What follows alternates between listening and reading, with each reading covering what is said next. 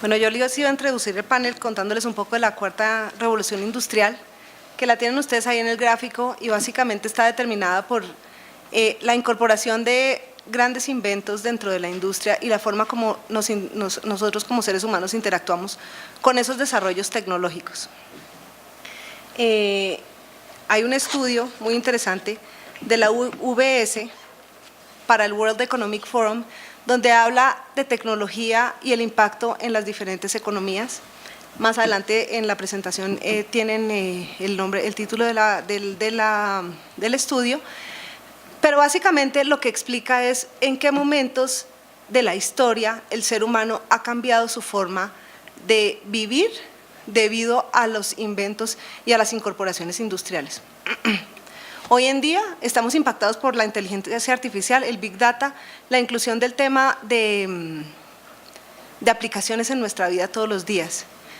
Esta mañana cuando estaba vistiéndome y repasando la presentación, me puse el reloj y dije, me voy a poner el wearable que yo tengo, con el que tengo una relación bipolar, les quiero decir, porque hay días que lo amo y hay días que lo odio, porque cuando salgo a caminar y hago ejercicio me siento la mejor, cuando me dice, lleva sentada 50 minutos, es hora de moverse y no me puedo parar del computador, digo, me voy a quitar esto porque lo odio, ¿no? Creo que a todos nos pasa un poco eso. Y el tema de wearables, salud, temas de aplicaciones, todos los inventos incorporados ahora en temas tecnológicos son supremamente, ¿cómo se dice? La palabra es como fascinante, porque son cosas que uno realmente no se imaginó que en una vida, en un término de una vida, uno pudiera ver tantos cambios. Yo quisiera preguntarles, para no echarles este cuento, que todos se lo pueden leer en cualquier parte, ¿cuántos de nosotros usa algún tipo de aplicación de salud o de fitness? Levanten las manos, prometemos no hacer preguntas adicionales, sino levantar las manos, yo sí. ¿A cuántos no les gustaría usar un tipo de aplicación de esas? A Natalia no le gustaría, lo sabía, Luz Helena tampoco. Y es cierto, como humanidad tenemos que preguntarnos qué queremos hacer con esa tecnología, cómo nos vamos a sentar frente a esa tecnología, ¿la vamos a aceptar? ¿Cómo la vamos a usar? ¿Qué restricciones vamos a poner?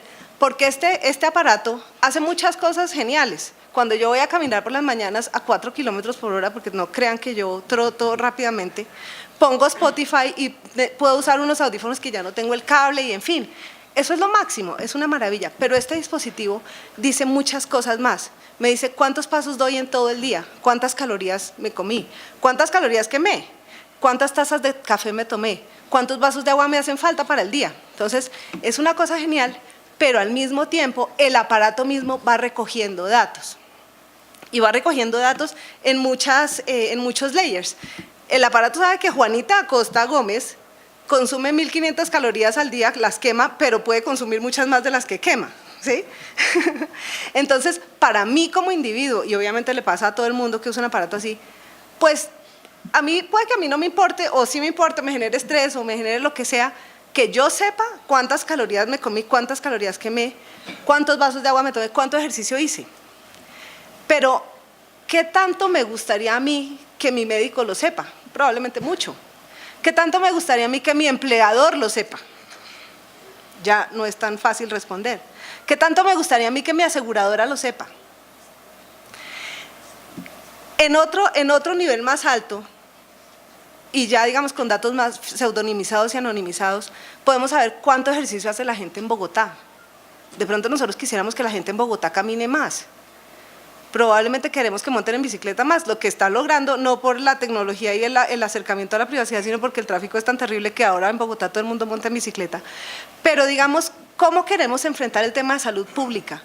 Y creo que estos aparatos, usando la data como corresponde, pueden servir mucho, pero al mismo tiempo pueden llegar a vulnerar derechos de una manera muy fuerte.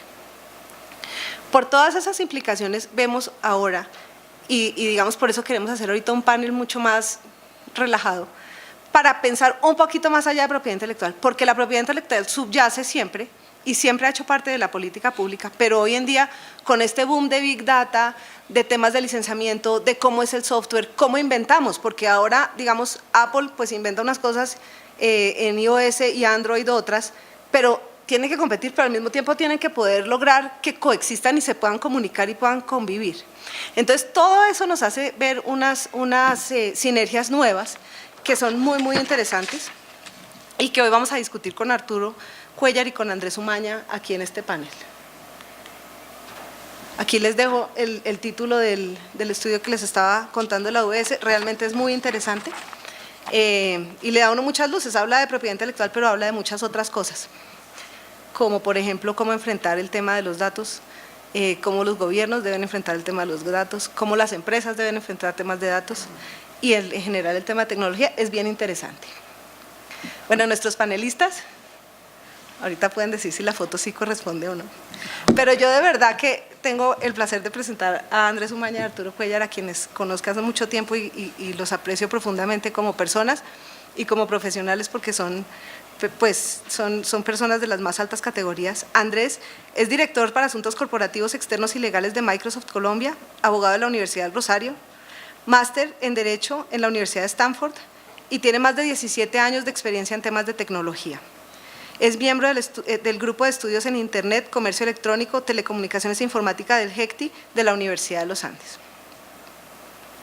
Yo salí de los Andes, o sea, Andrés, corregiste tu rumbo. Y Arturo Cuéllar, máster en Derecho de la Universidad Northwestern en Chicago, es especialista de la competencia y libre comercio de la Universidad Javeriana, especialista en régimen contractual internacional y abogado de la Universidad de los Andes. Se ha desempeñado como abogado en firmas de abogados y compañías multinacionales con responsabilidad regional, asesorando en derecho comercial y de las tecnologías de la información. Actualmente se desempeña como Regional Privacy Officer para Latinoamérica en GlaxoSmithKline.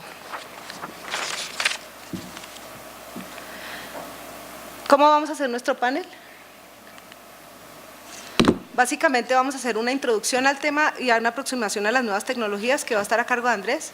Después Arturo nos va a hablar de las diferentes tendencias de la innovación en el sector salud y farmacéutico y luego queremos discutir entre nosotros y con ustedes oportunidades y desafíos que veamos en relación con los temas que hablemos hoy. Ojalá que lo disfruten, para mí pues realmente es una pasión y un gusto hablar de este tema y oír a Arturo y a Andrés hablar del tema.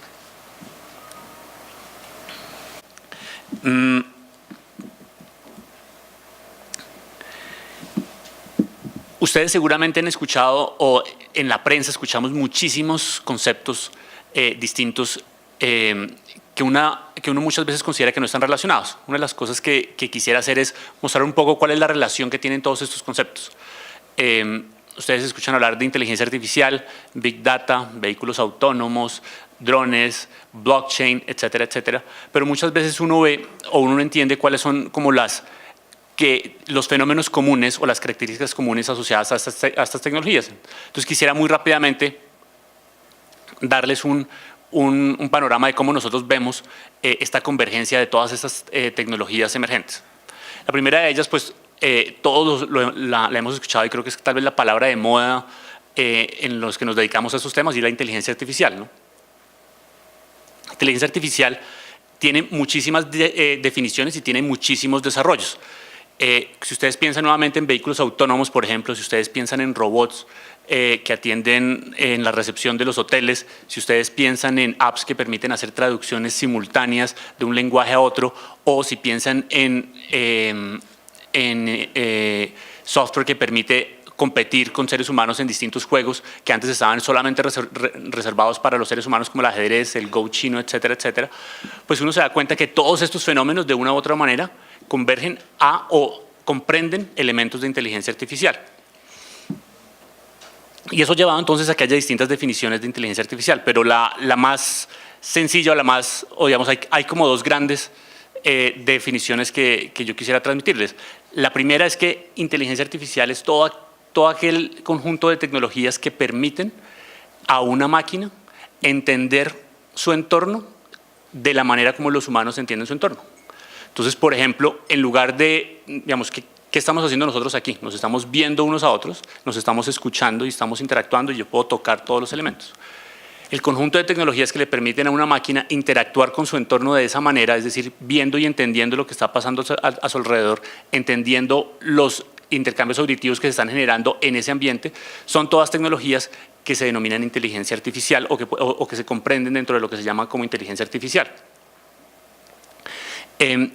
Y la otra definición que se desprende de esto, pues básicamente es cualquier tecnología que permite a un software o a un sistema de información reaccionar y tomar decisiones complejas frente a su ambiente. Y este concepto entonces es un concepto que es evolutivo, pero quería primero presentarles un ejemplo que nosotros usamos mucho en Microsoft y que me parece muy diciente de hasta dónde está llegando la inteligencia artificial. ¿Tenemos sonido para el sí? Sí, lo de aquí, perdón.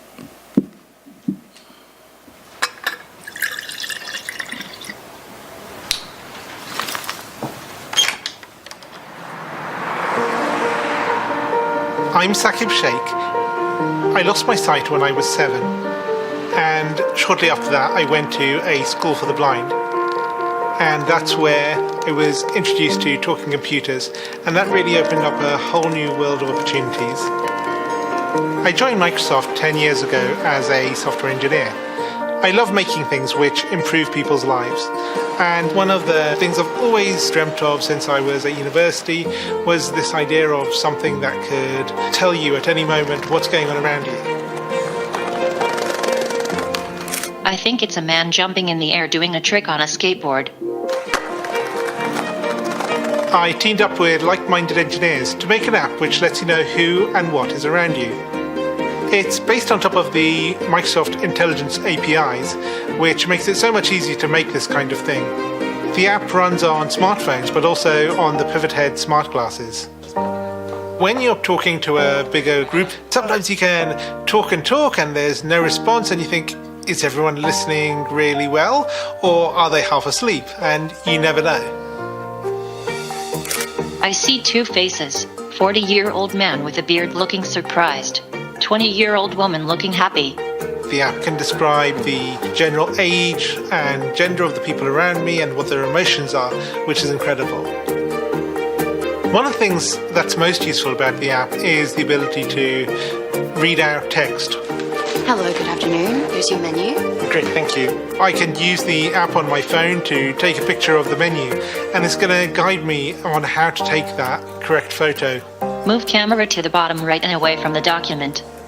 And then it'll recognize the text. Read me the headings. I see appetizers, salads, paninis, pizzas, pastas. Years ago, this was science fiction. I never thought it would be something that you could actually do. But artificial intelligence is improving at an ever faster rate. And I'm really excited to see where we can take this. As engineers, we're always standing on the shoulders of giants, building on top of what went before. And in this case, we've taken years of research from Microsoft Research to pull this off. I think it's a young girl throwing an orange frisbee in the park. For me, it's about taking that far-off dream and building it one step at a time. I think this is just the beginning. Bueno, ese es solo uno de los ejemplos de las tecnologías que se están desarrollando en este momento y que permiten, como les decía, a las máquinas cada vez más interactuar con el entorno, entenderlo y tomar decisiones inmediatas alrededor de dicho entorno. El concepto de inteligencia artificial es un concepto que es relativo, que también era el otro mensaje que les quería transmitir, y es hay muchas discusiones sobre efectivamente qué pueden hacer y qué no pueden hacer las máquinas. Hace 30 años una aplicación que permitía escanear documentos era considerado inteligencia artificial. Hoy en día pues nadie piensa que o nadie asume que su escáner en el teléfono pues es inteligencia artificial, pero lo es. Y es una muestra de cómo ese concepto va variando y cada vez se va haciendo más complejo y más sofisticado conforme pasa el tiempo. Entonces los que nos dedicamos a estos temas tenemos muchas discusiones sobre lo que es inteligencia artificial y lo que es y lo que no es. Y discutimos casos puntuales. Y uno de esos, para los que les gusta el ajedrez, no sé si aquí haya aficionados al ajedrez, pues es hasta dónde pueden llegar las máquinas y si las máquinas pueden reproducir el tipo de razonamiento que hacemos los seres humanos cuando, por ejemplo, jugamos ajedrez. Y había una gran duda alrededor de eso hasta que, digamos, la primera gran duda era si una máquina podía vencer a un ser humano, pero esa duda se resolvió si recuerdan, en 1997, cuando Big Blue de IBM derrotó a Garry Kasparov, en ese momento el campeón reinante de ajedrez, en una serie de a 10 rondas, a 10 juegos. Y en ese momento la discusión era, bueno, pero es que en realidad las máquinas superan a los humanos en ajedrez por la capacidad computacional, porque lo que hacen es procesar cantidades inmensas de información, pero les falta algo que los seres humanos siempre vamos a tener y que las máquinas no van a tener, y es la intuición. Los humanos razonamos por intuición, somos más creativos y las máquinas no lo pueden hacer. Para hacer la historia corta, hoy en día no hay discusión de que no hay nada que un humano pueda hacer que una máquina no pueda reproducir jugando ajedrez. Ustedes ven en la foto a Magnus Carlsen, que para los que les gusta pues es el campeón reinante de ajedrez. Tiene el ELO, se llama, que es el rating que utilizan los ajedrecistas más alto de la historia. Es decir, es el mejor, es el ajedrecista que más victorias ha tenido frente a cualquier otro ser humano en la historia de la humanidad. Tiene un ELO de 2882. Hoy en día, un juego de software de ajedrez comercial que ustedes compran y bajan en cualquiera de sus computadores, tiene un ELO de 3408. Es decir, no hay ningún ser humano en la historia de la humanidad que pueda superar a la máquina que todos compramos, o sea, a un software que compramos en cualquier videotienda por más o menos $19. Y hoy en día ni siquiera hay torneos entre los seres humanos y las máquinas. Lo que se hacen son torneos entre máquinas, o todos los ajedrecistas se apoyan de software para poder jugar entre sí, para poder tener un nivel competitivo, porque no hay duda, digamos, de que las máquinas son mucho mejores jugando ajedrez que lo que somos los humanos. Y eso pasa también, se decía lo mismo del Go, no sé si juegan, yo personalmente no juego el juego chino, pero que dicen que es varias veces más complejo, muchas veces más complejo que el ajedrez. El año pasado, Kei Lee, que era uno de los campeones reinantes de Go, también fue derrotado por un sistema de inteligencia artificial de Google. Y nótese que menciono otras empresas que soy imparcial. Pero bueno. Y ya hay unos ejemplos súper interesantes también en materia de inteligencia artificial. Este es un juego de rol. Y lo interesante fue que la iniciativa de OpenAI, de inteligencia artificial abierta de Elon Musk, el fundador de Tesla, desarrolló un sistema de inteligencia artificial al cual no se le incorporó nunca las reglas del juego. Y lo que hizo el sistema fue empezar a jugar consigo mismo y a entender ella misma, digamos, el sistema de información en sí mismo, cómo funcionaba y cuáles eran las reglas del juego, y en un periodo de 15 días logró nuevamente derrotar al campeón reinante del juego. Entonces ya ni siquiera tenemos que diseñar sistemas específicos para un juego, sino que la misma herramienta de inteligencia artificial puede aprender las reglas del juego sin necesidad de tener un conocimiento previo del mismo. Y eso pasa en todos los ámbitos. Yo a veces dicto estas charlas sobre el papel de la tecnología en las firmas de abogados, y una de las discusiones que siempre tenemos es si una máquina, por ejemplo, puede redactar como lo hace un abogado, como lo hace un ser humano. Esa discusión es interminable entre nosotros los abogados, y no voy a entrar en ella ahora, pero simplemente para darles un ejemplo. El Washington Post, que es uno de muchísimos periódicos que utilizan herramientas de inteligencia artificial, pues ya publica periódicamente noticias redactadas por sistemas de inteligencia artificial. Entonces, en un año, en el 2017, el Washington Post publicó más o menos 900 artículos que eran redactados únicamente por inteligencia artificial. Entonces, primer gran fenómeno, inteligencia artificial. Segundo gran fenómeno, Internet de las cosas. Entonces, Juanita nos estaba hablando de cómo todas las herramientas o cómo nos estamos todos conectando, todos tenemos hoy en día un wearable con nosotros. Estamos hablando más o menos que para el próximo año tendremos 8.400 millones de dispositivos conectados, que eso es, ya saben, más que la población de la humanidad. Tenemos más teléfonos que personas conectadas también. ¿Quién tiene más de un teléfono aquí o tiene más de una línea telefónica? ¿Boca? Por eso tenemos más líneas que personas, ¿no? Muchos de nosotros tenemos más de una línea telefónica. Hace un tiempo tenía problemas con mi conectividad a internet en mi casa y llamé a Claro, que es mi proveedor. porque tenía baja velocidad. Entonces él me decía, no, pero de pronto es que usted tiene muchos dispositivos conectados. Y le dije, no, pues no entiendo, mijo. Tiene 10 dispositivos conectados. Entonces yo no, y fue como que la primera vez que caí en cuenta de todo lo que uno tenía conectado. Tengo 2 teléfonos, una tableta, un fitness tracker, un smart speaker, una báscula. Todo eso estaba conectado a Internet. Y cuando hablamos de Internet de las cosas, pues lo que hablamos precisamente es eso. Es cada vez más equipos totalmente conectados. Y es un fenómeno que se está presentando y que no va a dejar de acelerarse con el paso del tiempo. ¿Qué significa eso? Pues que nosotros cada vez más estamos produciendo más información. Una persona totalmente conectada puede perfectamente producir 1.7 megas por segundo y más o menos 146 gigas en un día. Si ustedes se imaginan, si ustedes calculan cuánto pesan la totalidad de los documentos que ustedes van a elaborar como abogados en el resto de sus vidas, les aseguro que no llegamos a 5 gigas, pero ni de peligro. Y en un día nosotros estamos emitiendo toda esa cantidad de información a terceros, a empresas. Y ni qué hablar de los vehículos autónomos.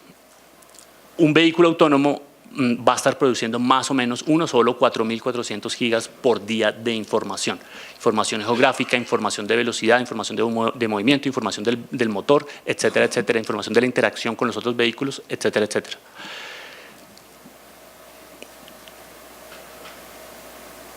Solo lo que les mencionaba, ya desde 2015 hay más teléfonos en uso que seres humanos. Y si ustedes están preguntando cómo las distintas generaciones utilizan estos fenómenos, pues un primer quiz es si ustedes usan el teléfono inteligente con una o con 2 manos, ¿no? Así revelan ustedes la edad. Si ustedes usan el teléfono con 2 manos, están en problemas, o sea, se refleja la edad. El otro gran fenómeno que se está dando gracias a la masificación de las tecnologías de la información y de la conectividad es lo que llamamos como la economía colaborativa. La llamamos 2.0 porque nosotros todos vivimos como la primera etapa, que era cuando teníamos a YouTube, que fue como hace ya en 2003, ya 15 años casi, en donde empezamos a compartir videos. Y no sé si recuerdan a Flickr, que era básicamente el primer sitio que se popularizó en donde uno podía compartir fotografías, ¿no? Ya nadie lo usa, pues todo el mundo usa Instagram hoy en día, pero Flickr fue como la primera gran ejemplo de economía colaborativa. Hoy en día, pues lo que estamos viviendo es la economía colaborativa en todo. Entonces tenemos Uber, que todos lo conocemos, tenemos Airbnb también, que todos lo conocemos, pero cualquier cosa que ustedes se imaginen, hoy en día existe. Ustedes tienen apps para compartir los parqueaderos que están disponibles, ¿no? Algunos de ustedes tienen más de un parqueadero en su apartamento y tienen un parqueadero desocupado. Bueno, pues ya hay una app para que ustedes puedan eventualmente compartir ese parqueadero y alquilarlo cuando ustedes no lo están usando, ¿no? Pues si la administración los deja, que eso es todo un tema, pero bueno. Hay apps para mecánicos, para flores, para dejar su perro en vacaciones, Dog Vacay si les interesa, para tareas tipo TaskRabbit como Ogaru, como los que hay aquí en Colombia, como Rappi. Hoy en día cualquier cosa, cualquier servicio o cualquier recurso escaso que no esté usado al 100% de su capacidad es susceptible de ser incorporado a la economía colaborativa, es decir, de alguien necesitar ese recurso escaso y yo de poder transmitirles información de que yo tengo un recurso que está ocioso y que él puede usar a través de una app. Entonces, si están pensando en negocios, definitivamente busquen un recurso que esté ocioso y lo ponen a producir a través de la economía colaborativa. Y finalmente blockchain, que ustedes seguramente han escuchado hablar. Algunas personas llaman a blockchain como la segunda gran revolución o la gran revolución más importante desde la existencia de Internet. Y es difícil entender muchas veces por qué, y podemos entrar más adelante como explicar un poquito eso, pero para mandar simplemente un mensaje súper claro de por qué es tan importante hablar de blockchain, no es solamente por las criptomonedas, no solamente por Bitcoin, sino porque cualquier negocio que esté intermediado, es decir, que hay un tercero que preste un servicio de intermediación, es susceptible de ser alterado, de ser modificado por blockchain. Lo que hace blockchain es generar redes distribuidas que no necesitan de un tercero intermediario para coordinarse entre sí y para coordinar sus actividades. Y ustedes piensan, pues, ¿qué actividad está intermediada? Toda actividad está intermediada, ¿no? todos tenemos, o sea, todas las actividades comerciales tienen distribuidores, la actividad financiera pues está intermediada por el sector financiero, por todas las entidades bancarias, las transacciones comerciales están intermediadas por el Estado. Si ustedes van a transferir un carro, una vivienda, registros farmacéuticos, todo, absolutamente todo está mediado por un tercero. Entonces, por eso es que es tan importante hablar de blockchain y del impacto que va a tener blockchain en todos estos mercados que tienen un tercero que intermedia. Ahora, desde el punto de vista que nos interesa, ¿qué tienen todas estas tecnologías en común? Ya lo hemos insinuado. Todas están recogiendo cada vez más y más información. El desarrollo de todas estas tecnologías involucra recoger más información de los usuarios. Cuando nosotros hablamos de Big Data, lo que estamos hablando no es otra cosa que un conjunto de tecnologías que permiten procesar cantidades inmensas de información que antes no podíamos procesar. Pero no es solo procesarlas por procesarlas. El procesar información que antes no teníamos nos permite generar correlaciones que antes no existían. Entonces les pongo un ejemplo. El Real Madrid muchas veces, que es cliente de Microsoft y por eso lo digo, muchas veces toma las decisiones de quién cobra los tiros de esquina, quién cobra los tiros libres con base en herramientas de Big Data y no solamente con una intuición que tiene el técnico. Es decir, procesando toda la información de todos los tiros, de todas las faltas, de todos los tiros de esquina que se han producido en todos los partidos del Real Madrid en toda su historia, ellos pueden determinar que contra el Valencia de España es más conveniente que, no sé, Ronaldo cobre el tiro libre y no otro jugador. Ese es el tipo de decisiones que hoy en día se están tomando usando herramientas de Big Data. No sé, los que les gusta el fútbol americano, no sé si ven que los técnicos hoy en día tienen las tabletas con ellos en los partidos. Ellos toman las decisiones con las tabletas en la mano. Yo creo que muy pronto vamos a ver eso pues, en todos los deportes. Y no solamente nos permiten generar correlaciones, sino que nos permiten generar predicciones de comportamiento, ¿no? Cómo se van a comportar las personas. Ejemplos pavorosos los tenemos, por ejemplo, en Estados Unidos, en donde muchas de las decisiones de libertad condicional para los presos las están tomando con base en herramientas de Big Data para determinar si la persona es altamente probable que vuelva a cometer un delito si está libre o no. Entonces el reto es supremamente grande desde el punto de vista digamos, de derechos humanos. Pero ese es solo el primer nivel, digamos. Después de Big Data pasamos a aprendizaje de máquinas, que es Machine Learning, en donde no solamente podemos hacer correlaciones y predicciones, sino que los mismos sistemas de información se van a corregir a sí mismos y van a corregir sus propios algoritmos para hallar estas nuevas correlaciones. Entonces tenemos máquinas que se corrigen a sí mismas y que no necesitamos, de hecho, corregirlas. Y cuando procesamos todavía más información y tenemos más volúmenes de información, llegamos a lo que conocemos como inteligencia artificial. Por eso nuevamente les decía, esto es una pirámide en donde cada vez más las empresas y todo el Estado está requiriendo más información de nosotros y por eso el tema de privacidad y seguridad de la información se vuelve fundamental también para estos temas. Pero esos recursos computacionales para hacer cada vez más este procesamiento requieren de cada vez más del apoyo de sistemas de información más complejos y más robustos. Y ahí es donde entra el concepto de computación a nube, que nuevamente no quería detenerme en esto, pero simplemente para describirlo es el conjunto de recursos tecnológicos y de centros de datos que las empresas de tecnología están incorporando y están ofreciendo a las empresas para procesar toda esta información. En lugar de que una empresa cree su propio centro de datos, tenga sus propios servidores y tenga que lidiar con la obsolescencia tecnológica, con la renovación tecnológica, todo este tipo de tecnología se puede acceder por Internet. Entonces, por eso es que los emprendedores ya pueden tener fácilmente una solución de inteligencia artificial. No tienen que desarrollarla necesariamente de ceros, sino que la utilizan desde Internet usando estos grandes centros de datos que están proveyendo las empresas de tecnología. Arturo nos va a hablar de las tendencias en el sector de salud. Yo simplemente quería como anticipar de cuáles son los problemas que se están presentando, las ventajas o los retos que se están presentando. Ustedes han visto, por ejemplo, que hay muchas discusiones sobre si el comportamiento que uno tiene en Facebook, por ejemplo, permite predecir que una persona tiene tendencias suicidas o no. Entonces, fíjense que son grandes cantidades de datos que están permitiendo hacer predicciones del comportamiento de una persona. Obviamente la duda y la discusión jurídica va a ser cuál es el rol de una empresa como Facebook cuando tiene esa información y cuando puede hallar esas correlaciones y hacer esas predicciones de comportamiento.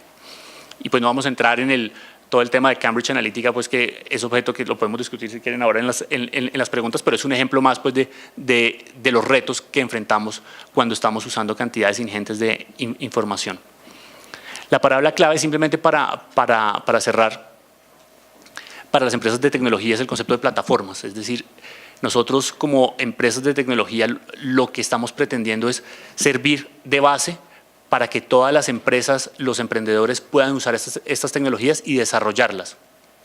Y ahí desde el punto de vista de propiedad intelectual, que también lo podemos discutir ahora, se van a generar unas interacciones muy importantes, porque los desarrollos que se hacen sobre las plataformas de nube van a tener elementos que van a ser absorbidos por la plataforma, es decir, que se van a quedar en la plataforma misma, pero que también van a ser desarrolladas por el emprendedor mismo, es decir, se quedan también en la aplicación. Y la distinción entre lo que es propiamente la aplicación y lo que es la plataforma se va a difuminar bastante. Y un ejemplo de eso que se los quería traer es, ya para cerrar, es algo que lo anunciamos la semana pasada, de hecho. A raíz de estas discusiones que se presentaban sobre el desarrollo de propiedad intelectual en plataformas de nube, acabamos de modificar las reglas generales de propiedad intelectual en desarrollos de nube. Y el concepto que estamos manejando ahora se llama Shared Innovation, que es básicamente, en lugar de discutir quién es el titular de la propiedad intelectual, Microsoft le está dejando la propiedad intelectual al cliente de cualquier desarrollo conjunto que se haga sobre la plataforma, en relación con la plataforma, y lo que pide Microsoft es un licenciamiento, un license back de ese desarrollo para poder incorporarlo en la plataforma. Pero no nos estamos haciendo titulares de la propiedad intelectual, porque ustedes se imaginarán las discusiones eternas que teníamos con los clientes sobre cómo manejar la propiedad intelectual y que si Microsoft es titular, pero qué pasa si entonces le va a licenciar al competidor, etcétera, etcétera. Se generan unas discusiones eternas y supremamente complejas de cómo hacer desarrollos en nube. La solución que estamos estrenando, que vamos a ver cómo nos va, es esta, es el cliente conserva la titularidad y lo que tiene Microsoft es un licenciamiento para incorporarlo en la plataforma y reusarlo con otros clientes, pero solamente en los aspectos generales que corresponden a la plataforma y no a la aplicación propiamente dicha. Y ya con eso pues le paso la palabra a Arturo.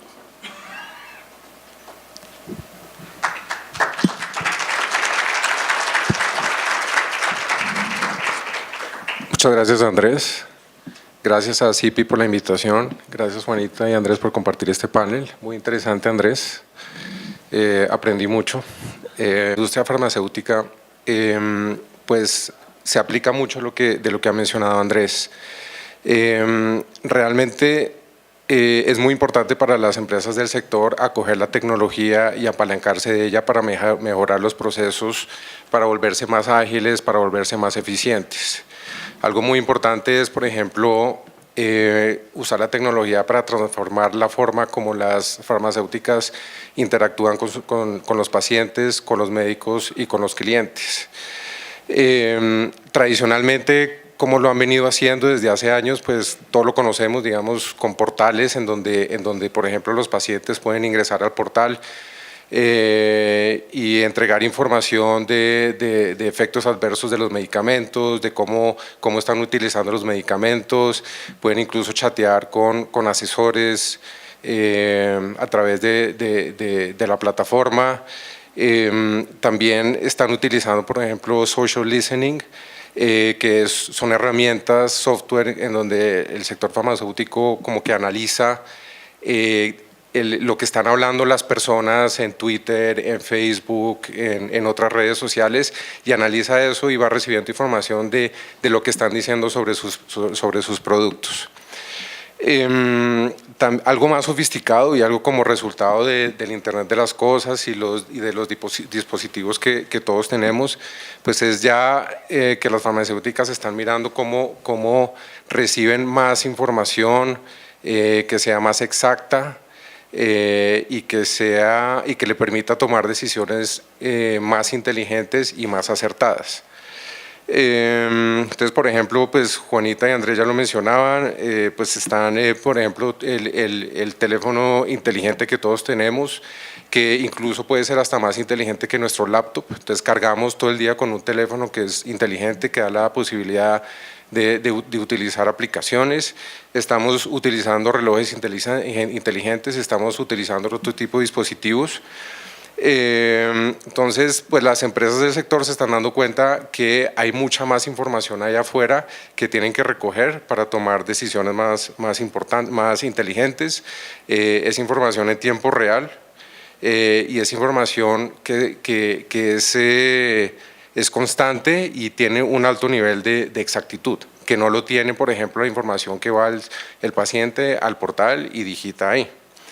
Entonces es muy importante recoger toda esa información y procesarla para transformar la forma como las farmacéuticas están interactuando con, como dije, con los pacientes, médicos y clientes. Específicamente las farmacéuticas en que están incursionando o que están tratando de desarrollar, apalancándose en las aplicaciones y los sensores en esa tecnología, ellos mismos tratar de meterse en ese negocio, ¿no? Entonces, por ejemplo, en medicina preventiva son las aplicaciones que monitorean la salud, básicamente, y es preventivo. Entonces, ahí se apalancan de todos los dispositivos que ya hablamos. Los relojes utilizados para monitorear el pulso, los dispositivos que monitorean la actividad. También hay cosas más sofisticadas que están haciendo las farmacéuticas, por ejemplo, una píldora que el paciente se la toma, la píldora se deposita en el cuerpo y empieza a monitorear el funcionamiento del cuerpo de una manera más detallada, ¿no? También existe, por ejemplo, una aplicación que puede tomar la foto usando la cámara del iPhone, pues, puede tomar la foto de la cara de la persona y detectar si esa persona le tiene cáncer de piel o es un candidato potencial para cáncer de piel. Entonces estamos hablando de un nivel muy avanzado de medicina preventiva. También se está metiendo en el tema de aplicaciones terapéuticas, ¿no? Entonces, por ejemplo, aplicaciones que ayudan a bajar el estrés con el fin de mejorar la salud mental y ayudar a que durmamos mejor. Hay muchas aplicaciones en ese sentido que ya tienen un nivel de eficacia muy alto. Por ejemplo, Pfizer también, relacionado con la gente que está dejando de fumar, tiene una aplicación para apoyar a quienes quieren dejar de fumar, que parece que es bastante exitosa. También existen aplicaciones y tecnología con el fin de hacerle seguimiento a enfermedades crónicas, enfermedades que tienen los pacientes y al medicamento que están tomando, ¿no? Entonces puede ser, por ejemplo, aplicaciones que monitorean la reacción del paciente a la droga que están tomando y miran exactamente cuáles son los efectos de esa droga y se comunican directamente con el médico.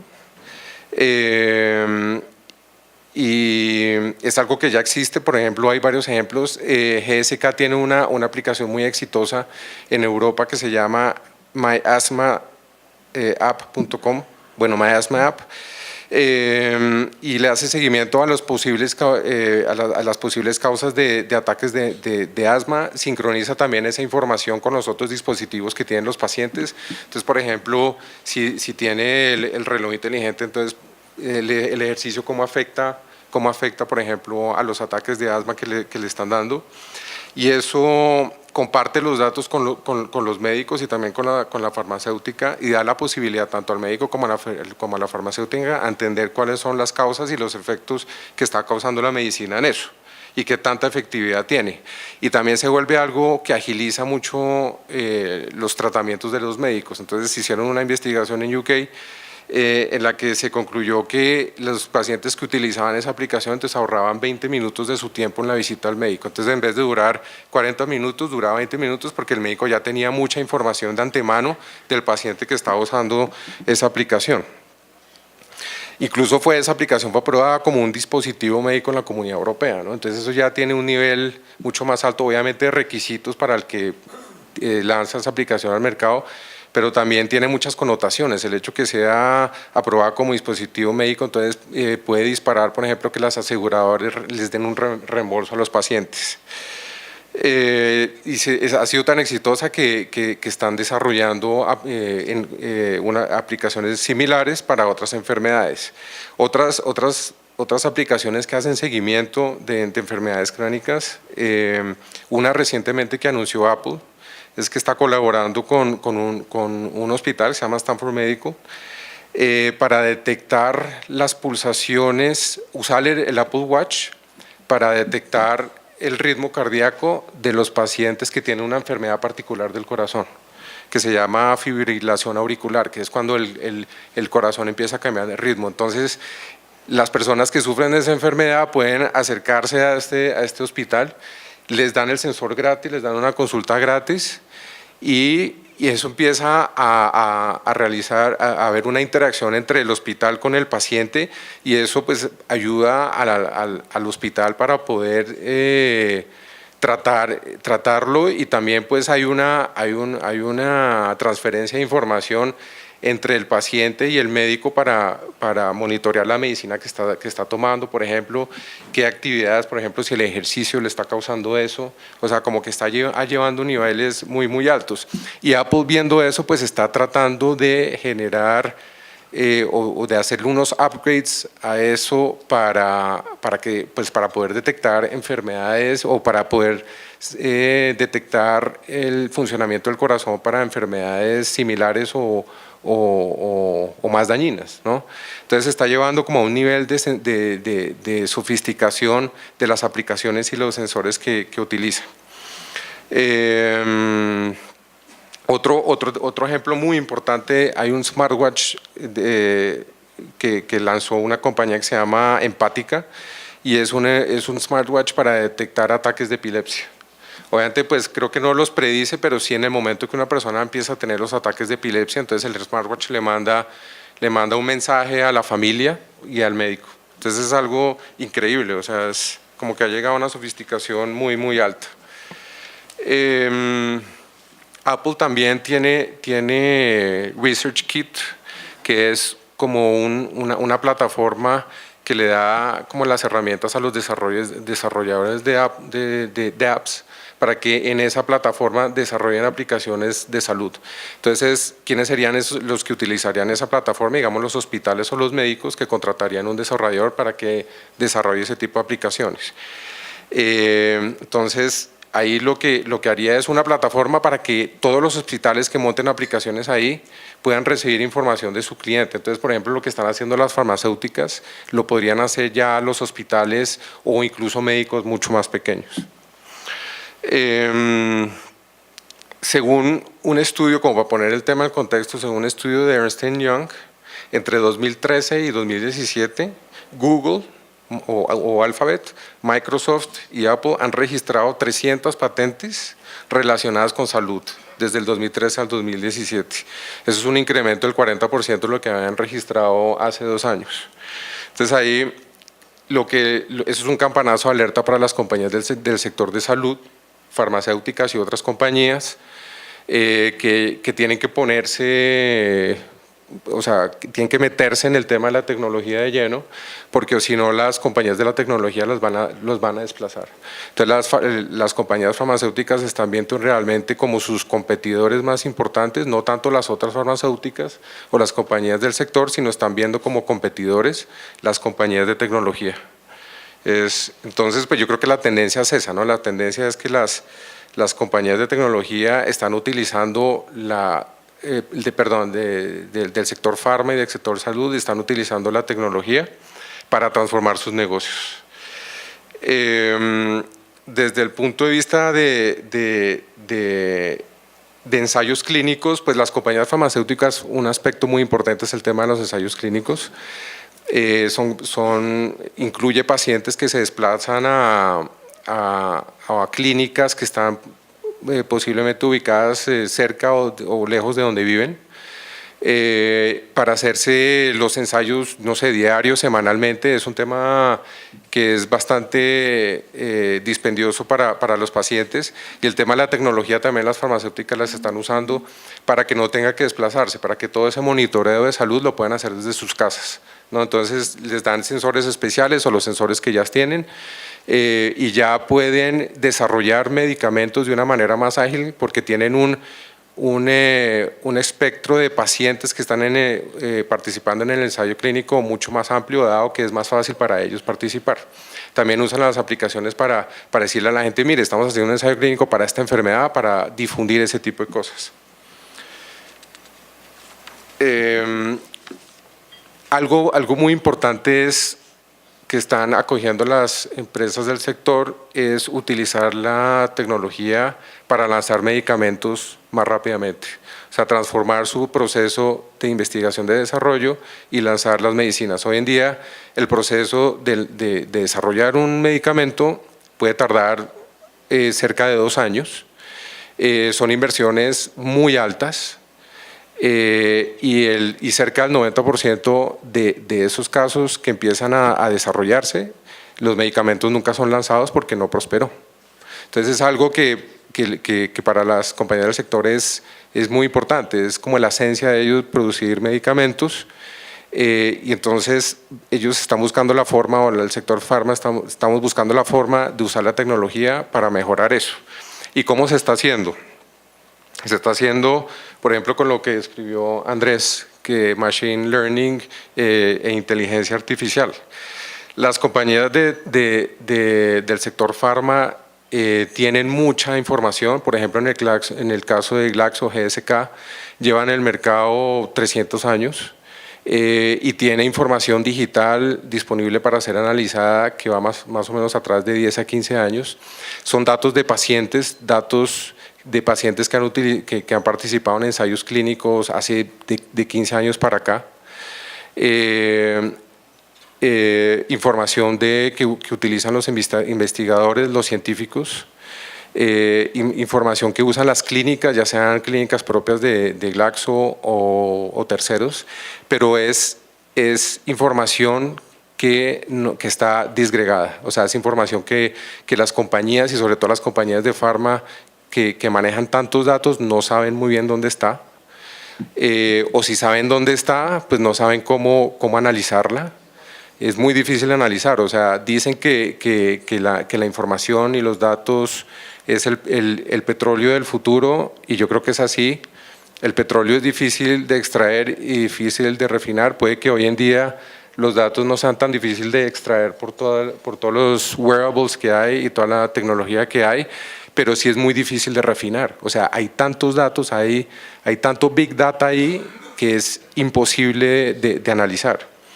Y entonces ahí entra la inteligencia artificial y el machine learning, que lo que hacen es, como explicó Andrés y que lo puede explicar mejor que yo, es tomar esos datos que están ahí y organizarlos, crear secuencias, patrones, correlación, y con base en esa información agilizar el proceso de desarrollo de medicamentos, entonces para que en vez de que duren 2 años pueda durar 1 año, por ejemplo. Entonces es algo que es un potencial importante para ellos, ¿no? O sea, realmente puede generar que las compañías del sector hacen productos a un mucho mejor precio para que ayude al consumidor, ayude a la compañía farmacéutica de una mucho más rápida y medicamentos mucho más efectivos, ¿no? Entonces realmente la tecnología ahí juega un papel muy, muy importante. Entonces, como ejemplo, digamos, Glaxo hizo una investigación al interior de la compañía, de 100.000 investigadores contestaron, de 10.000 investigadores contestaron 3.000 y les hicieron esa pregunta: ¿qué tan fácil es compartir la información dentro de la compañía? ¿Qué tan fácil es ver esa información, la información de otras divisiones? ¿Y qué tan fácil es analizar dicha información? Y la respuesta de ellos es no, o sea, la información en todos lados, pero no sabemos, está en todos lados, pero no sabemos qué es. Incluso la información que tiene nuestra división no sabemos cómo analizarla. Entonces, desde hace varios años, pues Glaxo y otras compañías farma han hecho alianzas con compañías de tecnología para empezar con ese análisis, ¿no? Incluso desde el 2014 se ha visto que más o menos 90 alianzas entre compañías del sector farma con el sector de tecnología con ese fin, que es básicamente analizar la información de una manera más fácil para que las compañías del sector puedan realizar puedan tomar decisiones más inteligentes más rápidamente.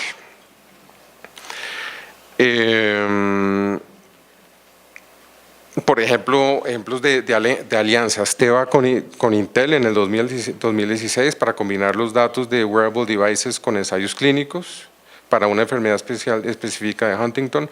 Novartis con Alphabet para colocar sensores en lentes de contacto, o sea, se llega a unos niveles increíbles. Incluso hay farmacéuticas que han adquirido compañías de tecnología como Roche, que adquirió una compañía de tecnología en Estados Unidos por 1.9 billones de dólares. Yo creo que eso básicamente es bueno. Gracias. Muchas gracias por las presentaciones de los dos. Quería preguntarles, porque iba a preguntarles cuáles eran las oportunidades que ustedes veían, pero creo que nos estamos quedando un poquito corticos de tiempo, entonces quiero preguntarles qué desafíos ven ustedes en este tipo de tecnologías relacionadas con temas médicos y de la salud. ¿Quién quiere empezar?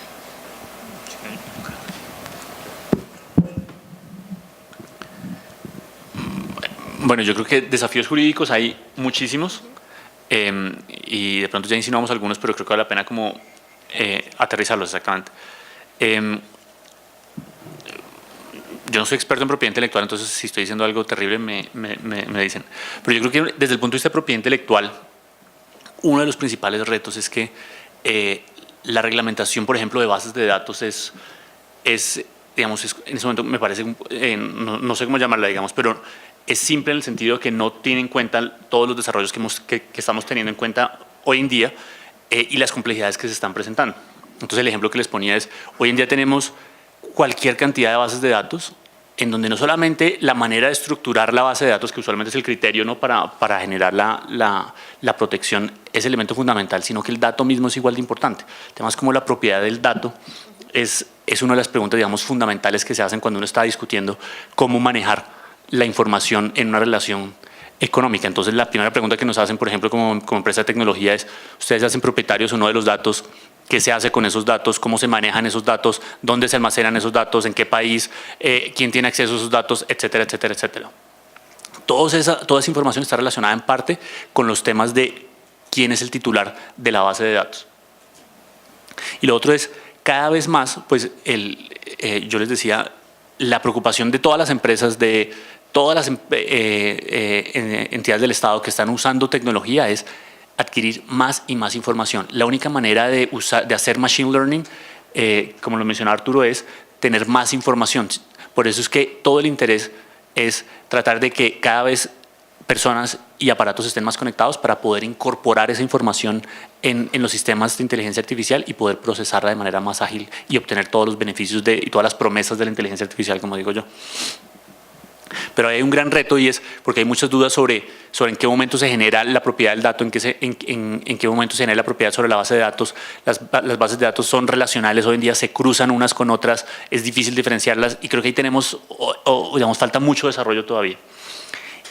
Y eso desde el punto de vista de privacidad de datos, que pues podemos hablarlo con más detenimiento en los casos puntuales, pero obviamente el gran problema también es el punto de privacidad de la información. Hoy en día el grueso de esa información es información que bajo la legislación de todos los países prácticamente se considera información personal, es decir, información asociada a una persona natural y muchas veces incluso a personas jurídicas. Y como ustedes saben, pues hay todo un régimen que regula lo que se puede hacer y lo que no se puede hacer con esa información personal.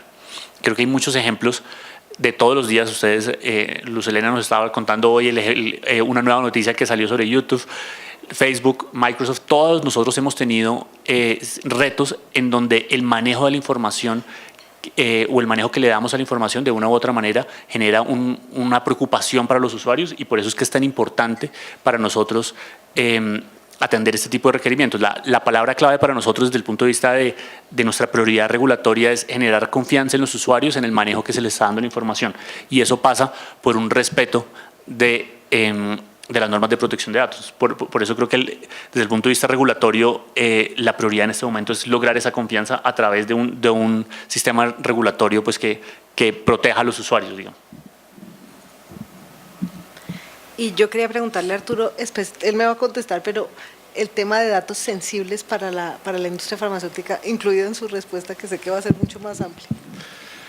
Sí, o sea, Ahí el gran desafío es que los datos que se están captando por lo general son sensibles. Estamos hablando de información de salud, que la mayoría de las jurisdicciones señalan que son datos sensibles. Entonces, realmente el desafío es para las empresas del sector, es cómo hacer para cumplir con todas las leyes aplicables. También no solamente información de salud, sino también información biométrica. Información de la ubicación de las personas, dónde están ubicadas las personas que hacen en un día determinado.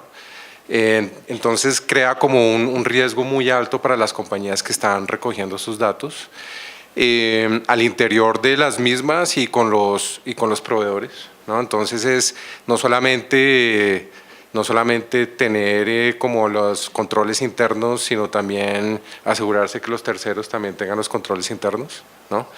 Entonces es un tema que desde el punto de vista de información sensible es importante. El tema de datos, que manejan las farmacéuticas, hay muchos controles que se pueden hacer. Por ejemplo, se puede anonimizar la información, pero habría que asegurar que nunca se pueda volver a unir, ¿no? Porque si es una información que está aquí y es un código, por ejemplo, pero si por otro lado está la información ligada a ese código, pues entonces hay que igual protegerla, entonces hay que asegurar que no se puede unir. Entonces es como un desafío muy, muy grande, y también como el challenge para las compañías, como meter, como hablábamos esta mañana, el tema de privacidad en su DNA, que realmente las compañías entiendan que es algo que es cultural y que tienen que hacerlo y que lo tienen que hacer para todos los procesos, que es un tema para todos los trabajadores de la compañía, y hacerlo desde un inicio. Entonces ahí entra el tema de Privacy by Design, que es no esperarse hasta el final cuando ya se está desarrollando el negocio para empezar a pensar en privacy, sino que se haga desde un principio, básicamente. Y ese tema también, y el tema de Privacy by Design, que en principio, digamos, es un acercamiento puramente de data protection, pero cuando uno lo lleva a un punto más allá, puede ser un tema de patentamiento, porque si uno logra inventar una máquina que incorpore muchas de esos detonantes, digamos, de manejo de datos, pues va a tener esa compañía una ventaja competitiva significativa, protegida pues por el derecho de patente, ¿no? Exacto. Sí.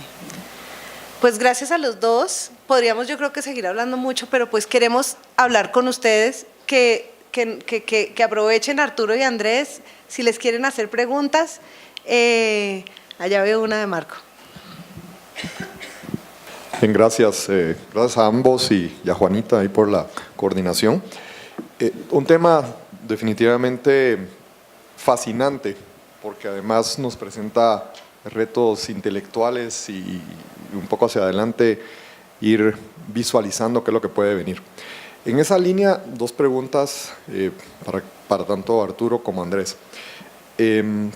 Más temprano esta mañana con Juanita y Andrés hablábamos sobre algunas cuestiones del rol del abogado externo para las compañías en temas relacionados a esta evolución tecnológica. Entonces, una primera pregunta es, ¿qué perfil y qué esperan ustedes de sus abogados externos en apoyo a estos temas que sus compañías trabajan? Y la otra es que, entendiendo que la inteligencia artificial, que hoy la denominan todavía como la estrecha inteligencia artificial o narrow artificial intelligence, y que en un congreso, creo que fue el 2015, que se hizo en Puerto Rico con varios científicos, dijeron, vamos a llegar a tener una general artificial intelligence más o menos para el 2060.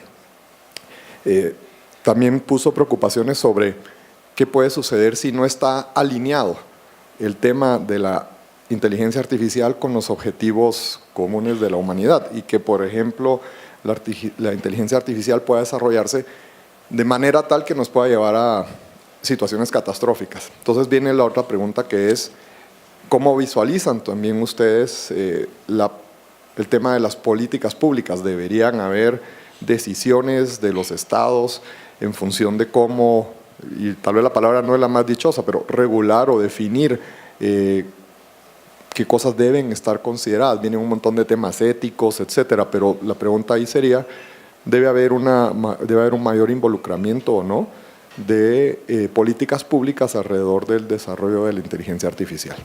Gracias. Gracias, Marco. Gracias, Marco. Desde mi punto de vista, yo creo que es importante que el abogado externo entienda el negocio. Y yo creo que la mayoría de las firmas así lo hacen, se meten de lleno en las necesidades de la compañía y entienden el negocio.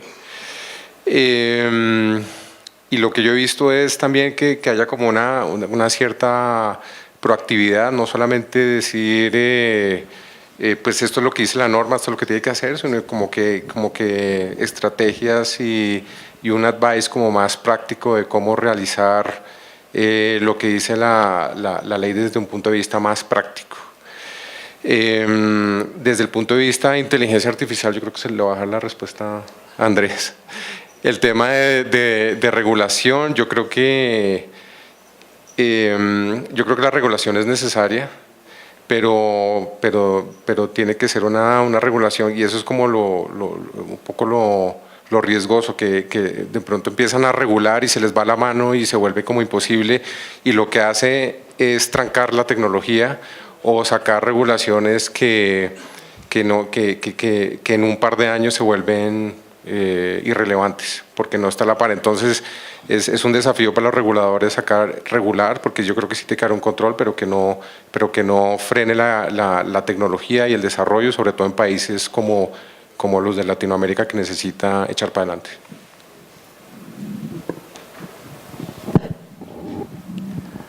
Bueno, sobre el perfil de los abogados estoy de acuerdo con lo que dice Arturo. Yo solo agregaré una cosa, y de pronto es por mi personalidad, que soy, ¿no?, como geek también para estos temas, pero una de las cosas que yo siempre invito a los asesores externos es a que utilicen las tecnologías de la información.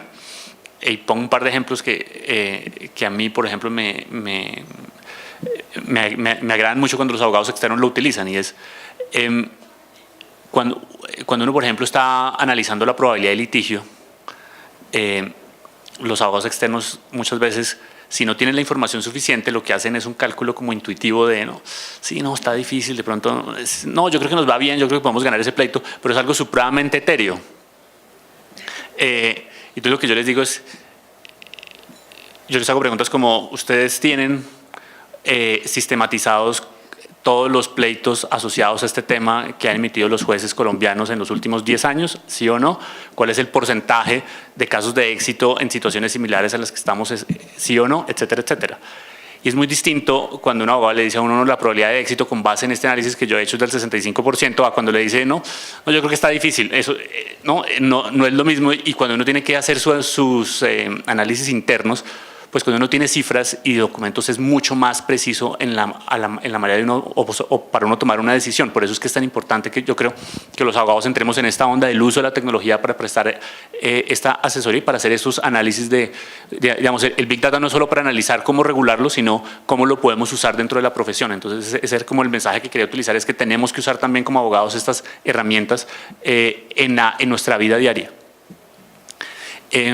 Y en cuanto a la regulación de la inteligencia artificial, yo creo que hay varias cosas que hay que decir.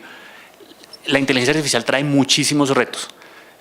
Trae retos desde el punto de vista laboral, por ejemplo, qué va a pasar con todos los empleos que se pueden perder, qué va a pasar con los empleos que se van a generar, en qué países se van a generar estos empleos versus en cuáles se van a perder, etcétera, etcétera, etcétera. Ese es como el primer gran tema que estamos discutiendo en temas de inteligencia artificial, es ese. El segundo gran tema, que para nosotros creo que es el más importante, es cómo lograr una inteligencia artificial que sea imparcial. Uno tiene una tendencia a pensar que porque un resultado lo emite un sistema de información de inteligencia artificial, pues va a ser neutral y no va a tener prejuicios, y no hay nada más alejado de la realidad.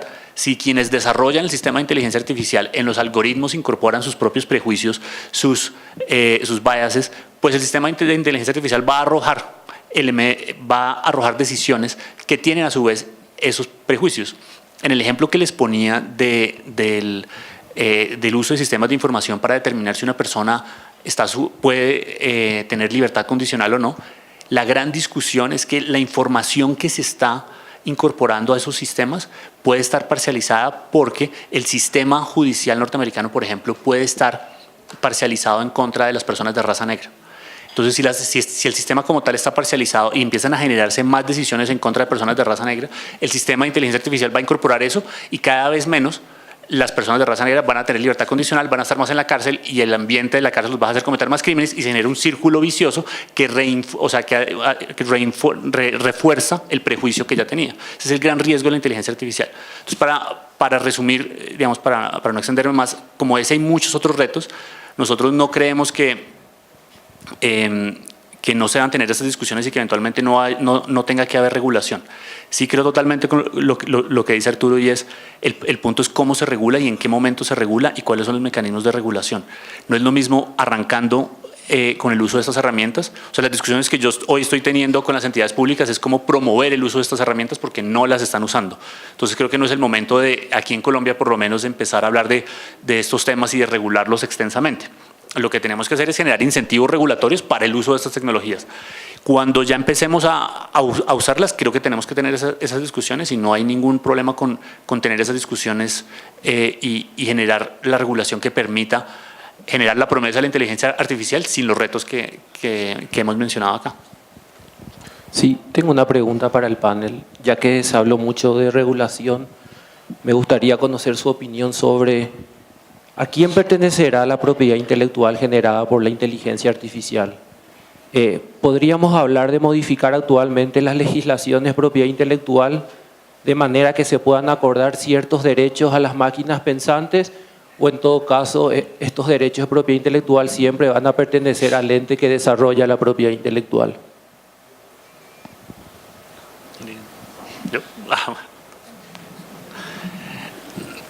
Bueno, esa es una discusión que no se ha acabado o sea, que apenas está en desarrollo, porque de hecho hay muchos elementos ahí. O sea, tú tienes muchos stakeholders que pueden estar asociados a esa propiedad intelectual. Por una parte está los desarrolladores del algoritmo, los desarrolladores del aplicativo que usa la inteligencia artificial, está el cliente al que se le presta el servicio utilizando el sistema de inteligencia artificial y que paga por eso, que paga muchas veces por el desarrollo, por los datos. Y están los sistemas autónomos como tales. La respuesta, digamos, es una pregunta muy interesante y la respuesta todavía claramente no la tenemos. Si las máquinas y los sistemas de inteligencia artificial deben o no ser sujetos de derechos es también toda una discusión que todavía estamos en los inicios.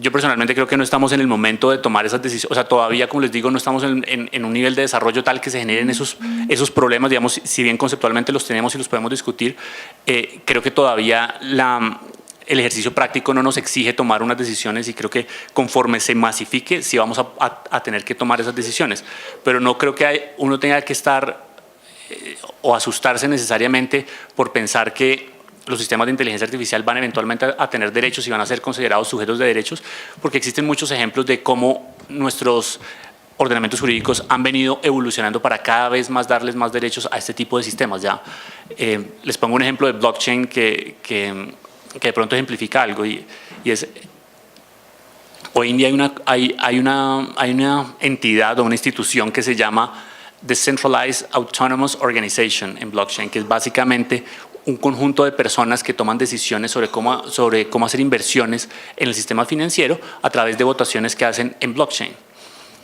Eso es como una nueva etapa de una persona jurídica, pero eso no está regulado por ninguna entidad, no tiene personería jurídica como tal, no ha sido reconocida como tal, no tiene junta directiva, no tiene administradores, pero funciona y toma decisiones y tiene efectos jurídicos porque hace transacciones financieras y la gente compra y vende con esa entidad autónoma descentralizada. Ese es un ejemplo de cómo estos sistemas van generando sujetos de derechos, si me permiten, de manera práctica y eventualmente pues tendremos que entrar a regularlos, pero creo que todavía es temprano para tomar una decisión regulatoria y empezar a regular esos temas en este momento. Juanita y los dos expositores, felicidades. Es conocido que el derecho sigue la evolución de la sociedad, sin embargo yo creo que aquí hay preguntas éticas importantes porque al final no es el desarrollo del Big Data o de la inteligencia artificial, que eso es inevitable a medida que haya más capacidad de cómputo y más capacidad de análisis. El asunto es la diseminación de esa información y quién la controla. Porque ¿qué ocurre, por ejemplo, si una información sobre mi estado de salud con mi farmacéutica o con una de mis farmacéuticas, después se disemina y se envía a una empresa que vende seguros de salud. Entonces, no estamos hablando tanto de sacarle provecho a esto, que es algo que yo veo como inevitable, sino que también, ¿quién va a controlar el Big Data? Porque ya vimos, por ejemplo, lo que está pasando en Facebook, no es realmente porque el Big Data se pudo tener, sino el uso que se le dio a esa información.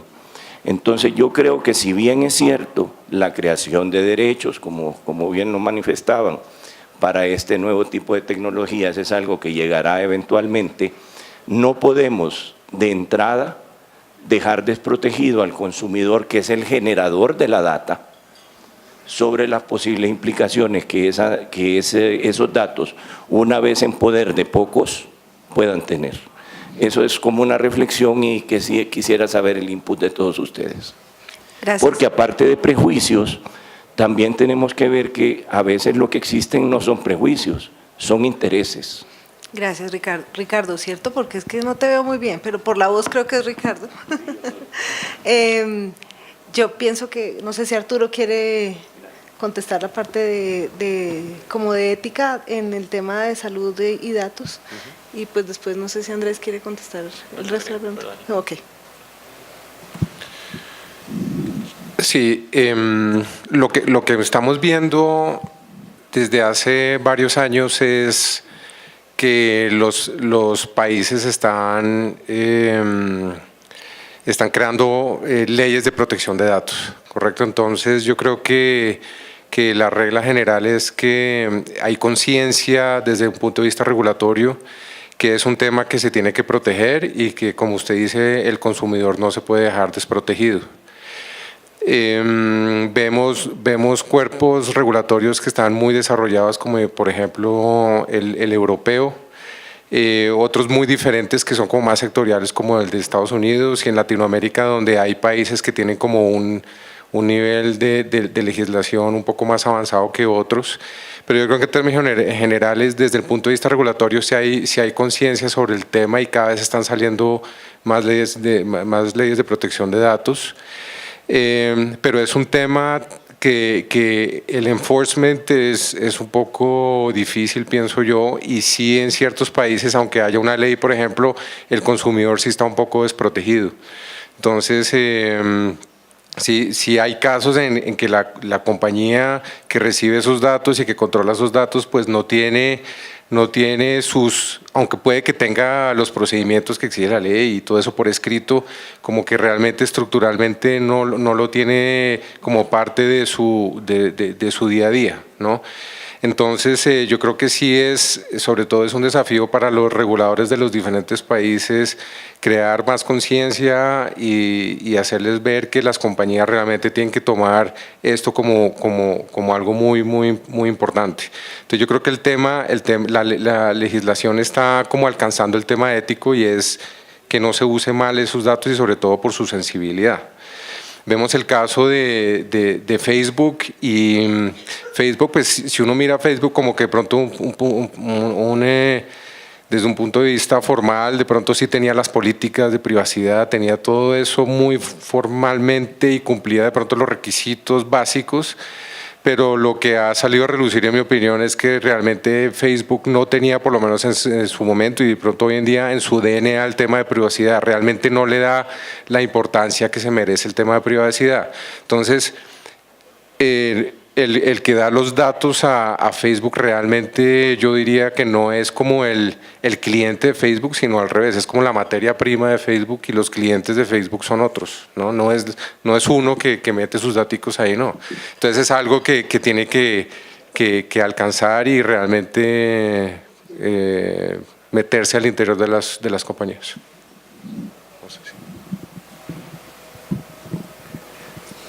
No, yo simplemente quisiera agregar que lo que estamos discutiendo, creo que todos los que de una u otra manera trabajamos en empresas que procesan estas grandes cantidades de datos es precisamente cómo lograr ese balance.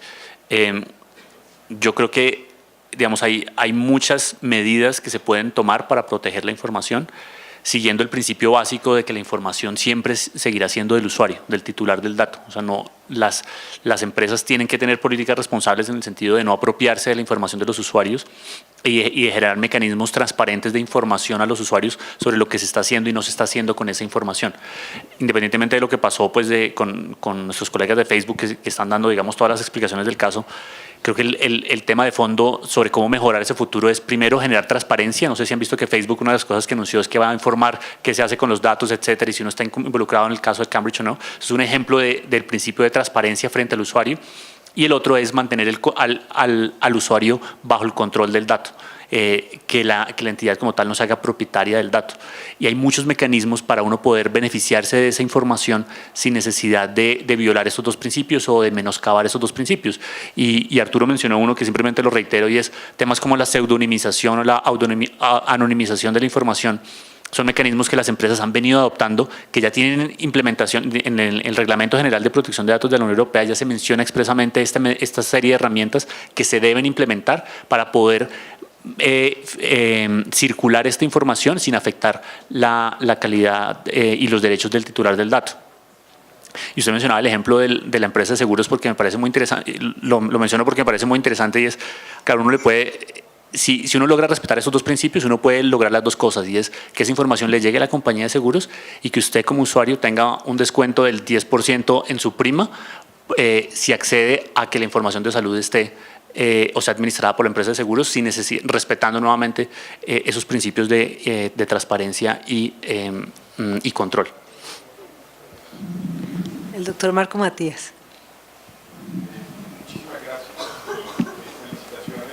A los conferencistas por la excelente presentación. Es una reflexión simple en la que quiero oír la opinión de ustedes sobre un tema que me parece central en la discusión de inteligencia artificial. En el tema de la inteligencia artificial y patentes, desde el punto de vista de la materia patentable no hay grandes discusiones. La mayoría de los inventos hacen referencia al equipo, al software, la interacción entre ellos. Pero desde el punto de vista de los retos que plantea el sistema, sí veo grandes retos. Uno, por ejemplo, en relación con el inventor, es una realidad que hay muchos inventos que han sido inventados por máquinas y no por personas. Las leyes de patente hacen referencia siempre a la persona que o cuando fruto del esfuerzo intelectual que, de tal forma que requiere que haya una labor intelectual humana como condición para una invención. Eso nos lleva a dos opciones.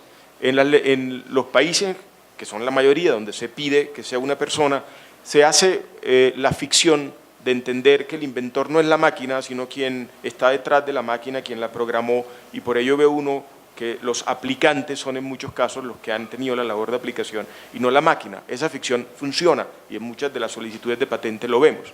Otra opción es revisar la ley, y cuando uno revisa la ley, pudiera, como en algunas jurisdicciones en derecho de autor, reconocer que puede haber un aporte creativo por la vía de una máquina que sea la autora y puede haber un aporte inventivo por una máquina que es el inventor. Si uno opta por la segunda opción, que es modificar la ley, le crea una erosión enorme al sistema de patente que se basa en el principio de que el inventor inventa porque está motivado por recibir la patente y realmente una máquina no tiene esa motivación. Entonces está uno entre un dilema en el derecho de patentes donde o artificialmente considera que es la persona y no la máquina, o considera que es la máquina pero erosiona enormemente las bases del sistema de patente.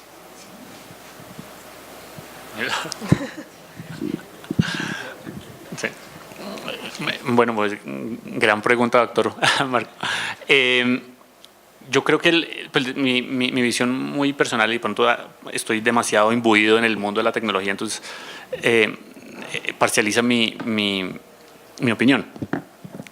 Pero yo sí creo que en temas de patentes, y no solamente de patentes, sino en temas de protección de datos, en temas de bases de datos, temas de derechos de autor, sí estamos frente a la necesidad de actualizar nuestros sistemas regulatorios.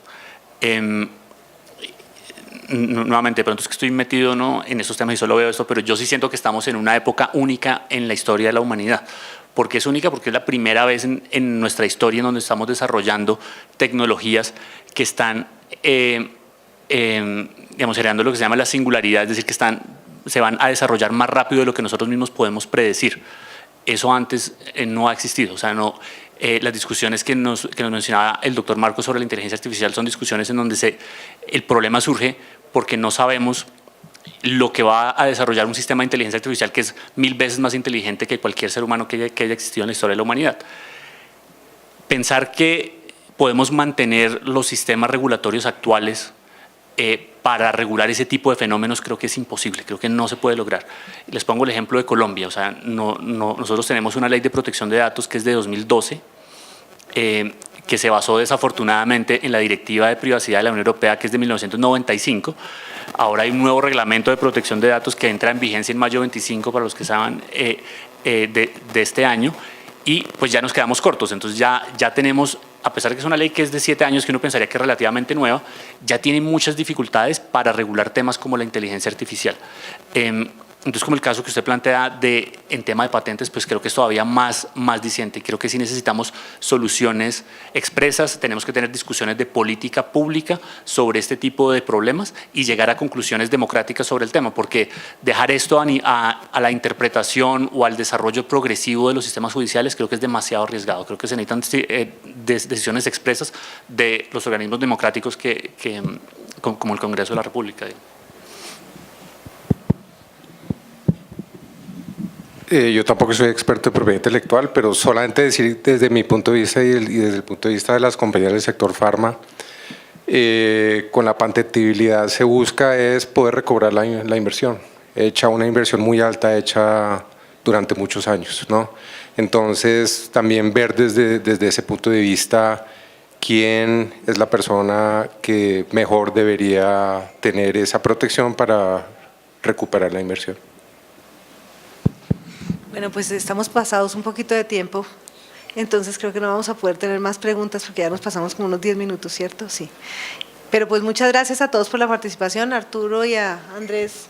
Yo me podría quedar conversando con ellos todo el día, pero en virtud del tiempo yo creo que ha sido una participación muy generosa de parte de ustedes para con nosotros, con ACIPI, porque nos hace pensar en cosas nuevas. Mil gracias.